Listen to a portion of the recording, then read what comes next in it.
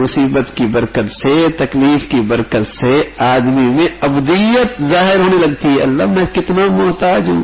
وہ جو اپنے خیال میں سمجھتا ہے نا، غرور، تکبر، یہ کر دوں گا، وہ کر دوں گا، ایسا کر دوں گا، یوں ہو جائے گا، ہاں، یہ میل ختم ہونے لگتا ہے. اللہ میں تیرا کتنا محتاج ہوں. انتم الفقراء، ہم تو سب محتاج ہیں.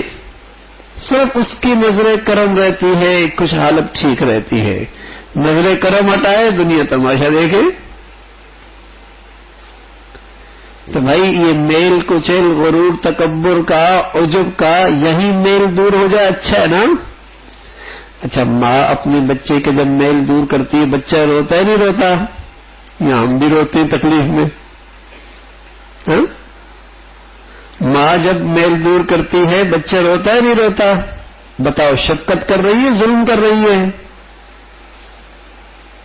بچہ رو رہا ہے، ماں پھر بھی صابن لگا رہی ہے.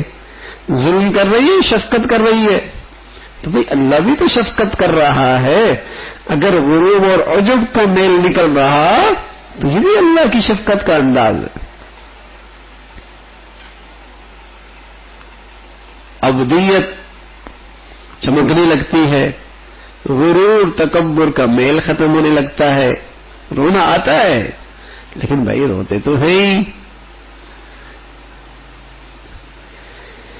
فرمایا مصیبت میں دھیان ہو اللہ کی عظمت کا اور اپنے عجز کا انکشاف ہوتا ہے.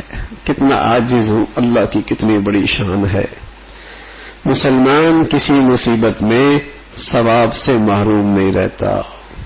مسلمان کسی مصیبت میں ثواب سے محروم نہیں رہتا. بھائی مسلمان کے تو مزے ہیں، دکان کھلی ہو تب بھی کمائی ہے، بند ہے تب بھی کمائی. یہ تو ہر حال میں کما رہا ہے.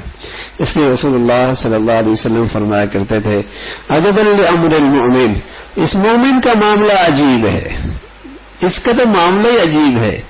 اذا اصابه سرا شکر فکان خیر اللہ، اللہ اسے کچھ دے اور شکر بجا لائے تب بھی اس کی کمائی ہو رہی ہے. اذا اصابه ضراء صبر فکان خیر اللہ، کسی تکلیف میں آ جائے اور اللہ کے اس فیصلے پہ راضی اور صبر کرے تب بھی اس کی کمائی ہو رہی ہے. اس کا معاملہ تو عجیب ہے، اس کی تو کمائی کبھی بند ہی نہیں ہوتی. یہ تو ہر حال میں کمائی کر رہا، اس کی دکان ہر وقت چلتی رہتی ہے. وہ اللہ حکیم ہے کہ ہماری دکان کا سودا اس طریقے سے کرائے، اس طریقے سے کرائے، آمدنی اس طریقے سے دے، اس طریقے سے دے. وہ حکیم ہے، ہم اس کے فیصلوں پہ راضی رہیں. عافیت کی دعائیں ضرور ہوں، لیکن دنیا ہے یہاں تکلیف اور آزمائش بھی ہے. ایسے موقع پہ ان چیزوں کا خیال رہے گا، انشاءاللہ تکلیف ہلکی بھی رہے گی اور وہ تکلیف حقیقت میں رحمت بن جائے گی.